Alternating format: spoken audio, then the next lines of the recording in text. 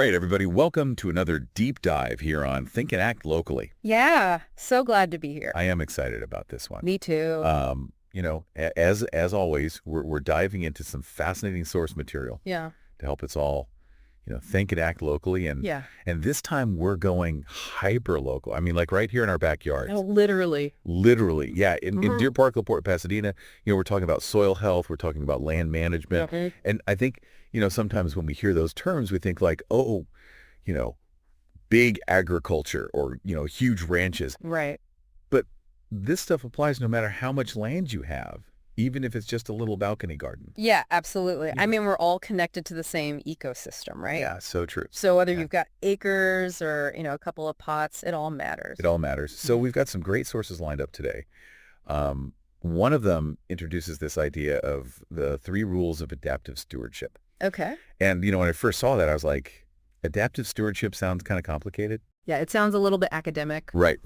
Yeah. But actually, when you break it down, it's really pretty straightforward. Yeah, totally. And I think, sometimes those terms, they can be a little bit intimidating, but really the concepts are simple and powerful. Yeah. Yeah. So let's break them down. Okay. The first one is compounding. Compounding. And this one I think is really key because it highlights how like our small actions can have like a ripple effect. Yeah, it's like that butterfly effect, Totally. One small change can lead to bigger changes down the line. And so like even something as simple as, what kind of fertilizer you're using in your garden that can actually impact, the water quality in a nearby creek or even, the bay eventually. Yeah. And it might not seem like it, but those things, they all add up. Right. So give me a local example. Like how could my fertilizer choice in Deer Park, affect somebody in LaPorte or Pasadena? Right. So let's say you're using a fertilizer that's high in nitrogen and phosphorus. Which are, common ingredients in fertilizers. Yeah. But when it rains, that excess fertilizer can run off your lawn and into the storm drains. Oh, okay. And those storm drains, they often lead to our waterways, our creeks and bayous, and eventually into Galveston Bay. And those excess nutrients, they can cause algae blooms, Oh, yeah. which can be harmful to fish and other aquatic life. Wow. Okay. So it really is all connected. It really is. I mean, that's kind of mind-blowing to think about. It is, yeah. And, Yeah. and it's not just homeowners. It's, farmers, ranchers, Yeah. anyone who's managing land. Right. Their decisions can have these ripple effects. So thinking about, how our actions impact the larger ecosystem, Yeah. that's what compounding is all about. Yeah. Okay. So we've got to be mindful of those little things because they add up. Absolutely. All right. So that's compounding. What's the next rule? All right. So the next rule is diversity. Diversity. And this one is all about embracing variety. Mm-hmm. Nature loves diversity. Correct. Think about a forest. A healthy forest. It's got all sorts of different trees and plants and animals and insects and microorganisms all living together and interacting. Right.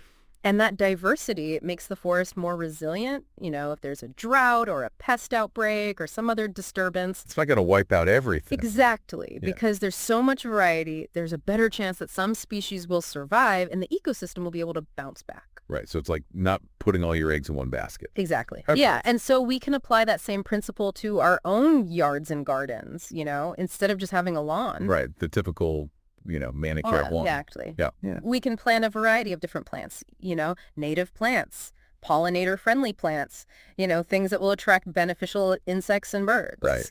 Create like a little ecosystem in your own yard. Exactly. Yeah. And even if you don't have a yard, if you've got a balcony or a patio, you can still have a diverse little ecosystem, with pots and planters. Yeah. Okay. So diversity is key. Diversity is key. Got it. All right. So we've got compounding, we've got diversity. What's the third rule? Okay. So the third rule is disruption. Disruption. Okay. Now that sounds a little bit scary. I know, right? It sounds like something we want to avoid. Yeah, like chaos. Yeah, but actually disruption is a natural part of ecosystems and it can be a really good thing. Okay. So think about a forest fire. Okay. Now, obviously a huge wildfire that's out of control, that's not a good thing. No. But a small prescribed burn, You're right. that can actually be really beneficial for the forest. Okay. Because it clears out the underbrush, it allows sunlight to reach the forest floor, it creates habitat for certain species, and some plants, they actually need fire to germinate their seeds.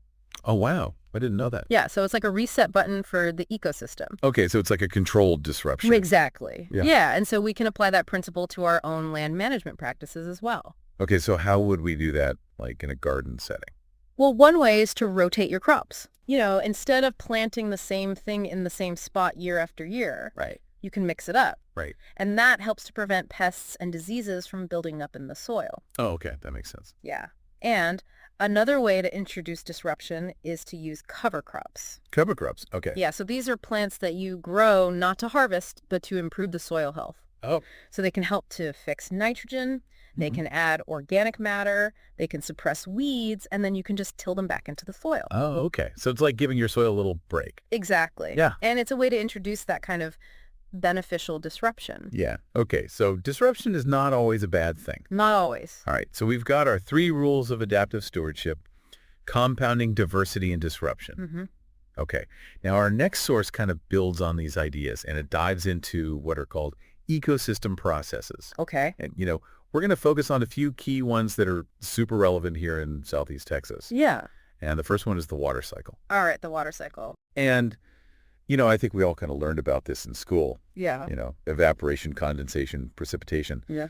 But it's like when you really start to think about it and how it applies to our everyday lives, it's pretty amazing. Yeah, it's really fascinating. And especially here in Southeast Texas, where we get a lot of rain. Yes, we do. I mean, we are intimately familiar with the water cycle. Very much so. So how does this water cycle, apply to like our yards, our gardens, our local environment? So every time it rains, that water's falling on our land. Right. And what happens to that water, it's got a few different options. Okay. It can soak into the ground, which is called infiltration. Okay. And that's really important because it replenishes the groundwater, which is where we get a lot of our drinking water from. Right. And it also helps to keep the soil moist, which is good for plants. Okay. But if the ground is too compacted or if it's covered in pavement, Right.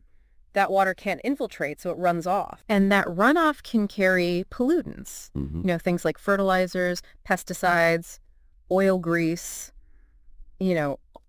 all sorts of stuff. Right into the storm drains and then into our waterways. Exactly. Uh-huh. So that's why it's so important to have permeable surfaces, in our yards and gardens. Permeable surfaces. Yeah, so things like grass and mulch and gravel, Okay. things that allow the water to soak in.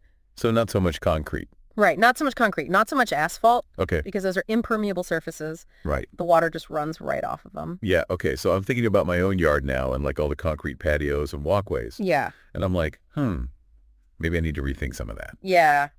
It's definitely something to consider. All right. So infiltration, runoff. Mm-hmm. What else? What other parts of the water cycle are important? Well, another important part is evaporation. Okay. So as the sun heats up the water on the surface, it evaporates back into the atmosphere. Right. And then it can condense and form clouds and eventually fall as rain again. And so plants, they play a really important role in this cycle because they can absorb water through their roots, Right. and then they release it back into the atmosphere through their leaves in a process called transpiration. Transpiration. Right. Yes, it's like plants are sweating. Okay. Yeah, and so that transpiration, it helps to cool the air, and it also helps to create more clouds. Wow. Okay. So plants are like little water pumps. They are. They're amazing. Yeah. And so, the more plants we have, the better the water cycle is going to work. Right. Okay. So we need to plant more stuff. Yes, plant more stuff. Got it. All right. So that's the water cycle. Yep. Now this next ecosystem process is closely related to the water cycle, Okay. and it's called the mineral cycle. A mineral cycle. And this one I think is really interesting because it highlights how like nutrients move through the ecosystem. Yeah, it's all about how those essential nutrients, things like nitrogen, phosphorus, potassium, Right. they're constantly cycling between the soil, the plants, the animals, and the atmosphere. Okay, so give me an example of how that works. All right, so let's say you've got a tree. Okay. That tree, it's going to absorb minerals from the soil through its roots, Right. and it's going to use those minerals to grow its leaves and its branches and its fruit.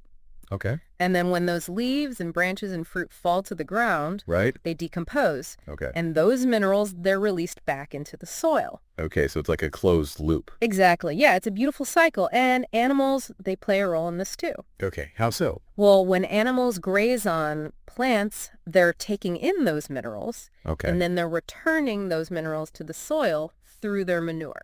Oh, okay. So poop is important. Poop is very important. Got it. Yeah. And so, having a healthy mineral cycle, it's essential for healthy soil. Right? And healthy soil is essential for healthy plants and healthy animals and healthy people. So it all comes back to the soil. It always comes back to the soil. Okay, so we've talked about the water cycle. We've talked about the mineral cycle. Yep. Now, our final source today really dives deep into this idea of soil health. Okay. And it lays out what are called the 6 principles of soil health. The 6 principles of soil health. Now, these are like the guidelines for, how to take care of our soil, how to make sure it's healthy and productive. Yeah, they're like the best practices for soil management. Right. And I think, we tend to take soil for granted. We do. We just think it's like this inert stuff that's, under our feet. Right. But it's actually this incredibly complex living ecosystem. It is. It's teeming with life. Yeah. There are more microorganisms in a teaspoon of healthy soil than there are people on Earth. Wow, that's incredible. It is. It's amazing. And all those microorganisms, they're working together to break down organic matter Right. and release nutrients and create a healthy environment for plants. We need to take care of those little guys. You do. Okay, so let's dive into these 6 principles. What's the first one? All right. So the first principle is do not disturb. Do not disturb. Okay. Yeah. And this one's all about minimizing tillage. Tillage. Okay. So tillage is, when you plow or till the soil. Right. And it can be necessary sometimes, to prepare a seed bed or to control weeds. Okay. But if you do it too much, it can actually damage the soil structure. Oh, how so? Well, it can break up those aggregates, those little clumps of soil that are Okay. so important for water infiltration and air circulation. Right. And it can also expose the soil to erosion. Okay. And it can disrupt the habitat of all those beneficial It microorganisms. was kind of like shaking up a snow globe. Exactly. Yeah. It's like disrupting the whole ecosystem. All right, so do not disturb, minimize tillage. Exactly. Okay, what's the next principle? All right. So the next principle is cover and build surface armor. Cover and build surface armor. Okay, that sounds like we're going to war. I know, right? It's Yeah. kind of a dramatic name. Yeah. But basically, it just means keeping the soil covered. Okay. So that can be with living plants, Okay. like cover crops or Yeah. mulch, Right. or even just leaving crop residues on the surface after harvest. Okay. And that it protects the soil from erosion. Okay. It helps to moderate the soil temperature, Okay. and it provides habitat for beneficial insects. So it's like a little blanket for the soil. Exactly. Yeah. It's like tucking the soil in for the night. I love that. All right, so the third principle is keep living roots in the soil. Keep living roots in the soil. Yeah, Oh, and this one's all about having plants growing in the soil as much as possible. okay. So that can be with cover crops, Right. or with perennial crops, or with a diverse rotation of annual crops. Okay. And those living roots, they're constantly feeding the soil microbes. Okay. They're releasing sugars and other compounds that the microbes can use for energy. Okay. And so that helps to build soil organic matter, Right. which is essential for soil health Okay, so we need to keep those roots growing year-round, if possible. as much as possible, yes. Okay. All right, so we've got do not disturb, cover and build surface armor, keep living roots in the soil. What's the next one? All right, so the next principle is grow healthy animals and soil together. Grow healthy animals and soil together. Oh, Okay, so we're bringing animals into the equation now. Yes, we are. Okay. And this is a really important one because animals, they can play a really beneficial role in soil health.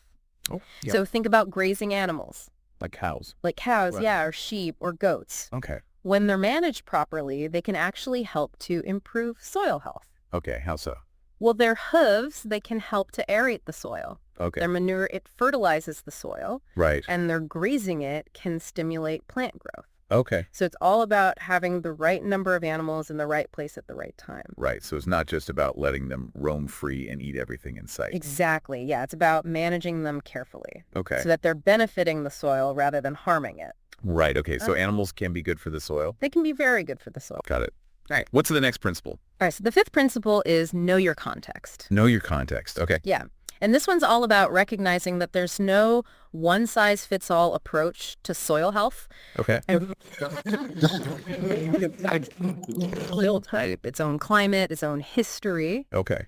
And so the best management practices are going to vary depending on the context. So we need to do our research and figure out what works best for our specific situation. Exactly. Yeah. You got to observe your land. You got to learn about its characteristics, and then you can adapt your practices accordingly. Right. Okay. Know your context. Yeah. Got it. What's the last principle? All right. So the last principle is mix it up. Mix it up. Okay. Yeah. And this one kind of ties everything together. Okay. It's all about embracing diversity in all aspects of your land management. Okay. So that means having a diversity of plants, Right. a diversity of animals, a diversity of management practices. Okay. And that diversity, it creates a more resilient and productive ecosystem.